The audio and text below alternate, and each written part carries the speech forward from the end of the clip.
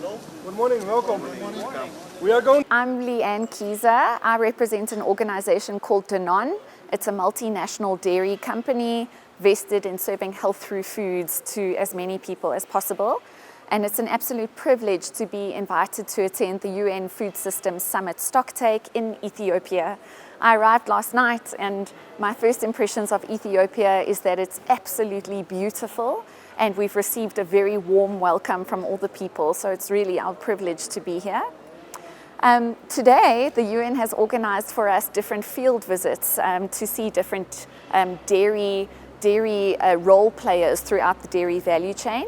First, this morning we went to Holland Dairy. It was very interesting for us because they showed us some of their more sustainable practices, particularly how they clean their grey water as a method of decreasing excess water use. And now we're at an animal feed facility, learning concretely the rule about better quality animal feed is better for animals overall, and indirectly this has a better impact on the environment, methane production, and reducing excess carbon emission. It's been a wonderful day of learning how the local practices of Ethiopian food processors are helping to contribute to sustainable food systems. You know, interestingly, what we saw at the dairy processor earlier is a way of cleaning grey water as a method of trying to ensure that we're not wasting water unnecessarily, which is absolutely critical. And here, we've just arrived at this facility all about animal feed. But indeed, what we know is that the better the quality of the feed that we give to our animals, the lower their impact on the environment and the better the conditions are for the animal and therefore ultimately for our environment. So far it's been a really exciting learning and I'm very pleased to be part of this day and to see some more. So within food security, of course, the topic of nutrition and sustainable nutrition is key. I'm a dietitian by background, so this is the part that always sparks relevance for me. I learned in the bus on the way here that Ethiopia has decreased the stunting prevalence among their local children by 4% year on year between 2008 and until 2020. I mean, to see a country making that kind of impact on local stunting on children is a very good sign of the type of initiatives which are being adopted in Ethiopia to help protect food security and ensure that sustainable nutrition. The practices in Ethiopia are really very inspiring because they are showing what is feasible and what is possible from a practical viewpoint to help ensure sustainable food systems. I think it's important to realize that every role player throughout the food supply chain has a role to play. We saw the example of our dairy processor who's making yogurt, also cleaning their grey water. We see the example that this organization has taken upon themselves to make sure that their animal feed is of a good quality. And so every single role player can acknowledge the role that they play in delivering a sustainable food system, and that in turn can inspire and nudge and influence other role players to do the same, not only in Ethiopia, but it can expand beyond to other countries as well. I just landed at 6 a.m. and it's my first discovery of your beautiful country in Ethiopia. The first thing I noticed is very simply that it is so green around us, and that means there is so many opportunities for agriculture in this country. It's in many ways a rich country.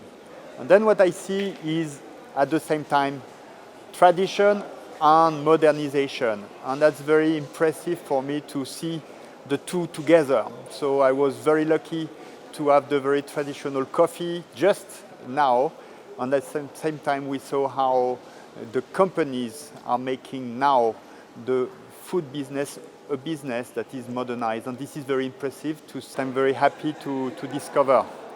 The first thing I saw very simply is it's so green.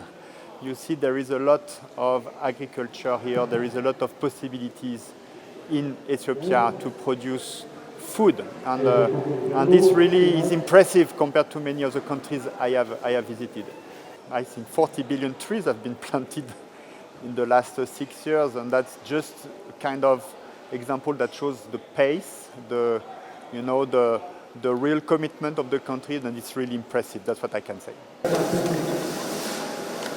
My name is Yumali Ferdinand Junior Kwanari.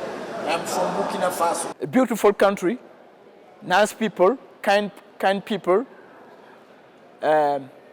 Another way of African men, but a very beautiful country, a developing country. There are many efforts there I do, from back country to little industries in many ways. I see that there are a lot of effort that are done by the government, by the private sector, and by the people. All the men are trying hard to secure agriculture and food in the country to be sustainable. What I see in this country, it's many examples, many inspiration for other countries. And we have to inspire from this country and give what we have so to improve the effort to develop, to ensure food security in the country and in Africa.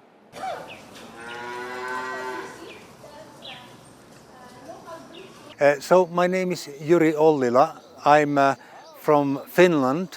I'm working at the Ministry of Agriculture and Forestry, but also in particular I have been working with the global food systems issues very much. This is my first time in Ethiopia, and I'm very impressed about the nature of the country, about the possibilities and opportunities the nature gives for agriculture and food production in this country. You have excellent, fertile agriculture soil, and you have plenty of water for agriculture. So opportunities are there.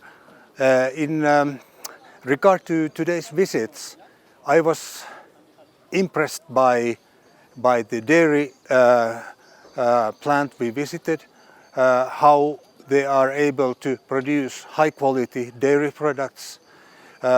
Also the feed factory we visited looked to me an essential part of well-functioning animal production system.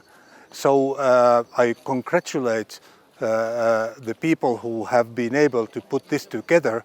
Very professional in my view. Then we visited a dairy farm, which was looked very professional also. It has a high level of milk production. We got lots of information about the functioning of the farm.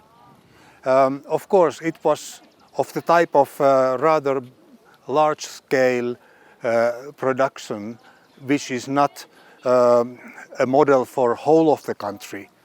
In the whole of the country, you need to develop more family farming type of agriculture and dairy farming. In my country, we have experience of the success of dairy production on a smaller scale on family farms.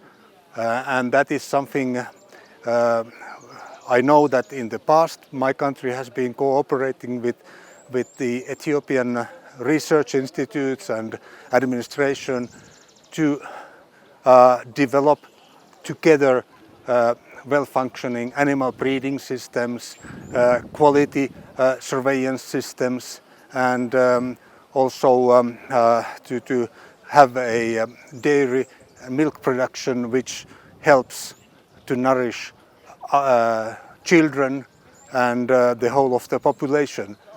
The opportunities are there, and I'm happy to be here. I'm very satisfied with the professionalism of the organizers for this visit.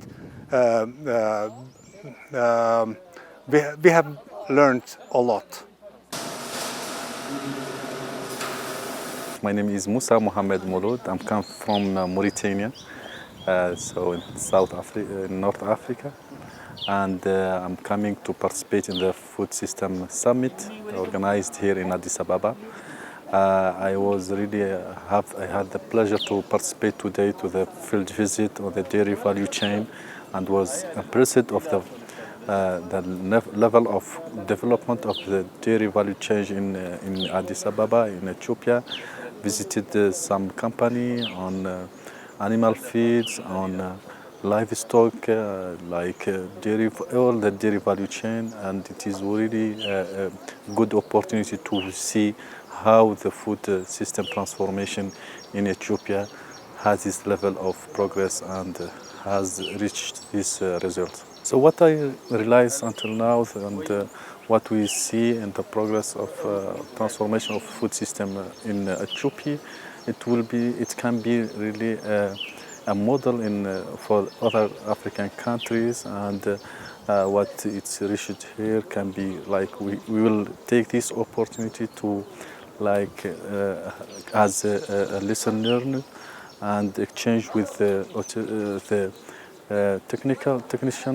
Ethiopian technician, and see how they can bring this experience and expertise to other countries. So I think it's a good experience, and have to take stock of this experience in Ethiopia. So the climate change is really a challenge for all the world, and in Africa especially. In the Sahel countries, the climate change, the impact of climate change is visible, and we can't really tackle that without a measure of mitigation and exchanging experience with other countries, and see what can be like a good solution for that. Adapting a new technology, adapting a new solution for that, so to have a good food system in place. So yes, I think other country can exchange and have change experience to tackle this issue.